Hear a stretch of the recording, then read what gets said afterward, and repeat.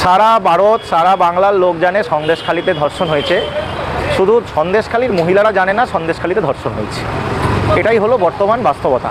BJP Kashmir থেকে কন্যাকুমারী প্রচার করে যাচ্ছে। আজকে আমরা জানি এটা পুরোটাই একটা সাজানো ঘটনা।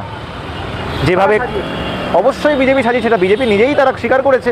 আমরা যে মণ্ডল সভাপতির যে বক্তব্য শুনেছি এবং তার সঙ্গে যে মহিলাদের যারা অভিযোগকারী মহিলা তারা নিজেরা প্রকাশ্যে বলছে যে আমাদেরকে বাধ্য করা হচ্ছে।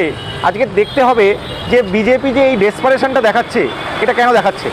কারণ 2021-এর বাংলার ভোটে তারা একটা জিনিস লক্ষ্য করেছে যে মহিলারা বিজেপিকে ভোট দিচ্ছে না, কারণ বিজেপির যে পুরুষতান্ত্রিক মনোভাব আমরা যেটা পুরো ভারতবর্ষে দেখেছি, বিজেপির যে মনুবাদী মনোভাব, যেখানে মহিলাদের দমন পীড়ন করা হবে, মহিলাদেরকে কোণঠাসা করার অধিকার দেওয়া হবে না, এর জন্য মহিলারা বিজেপিকে ভোট দেয় না। বিজেপি সেই জায়গাটাকে নষ্ট করার জন্য এই সন্দেশখালিটিকে টাকা দিয়ে মহিলাদেরকে এই জিনিসটি করানোর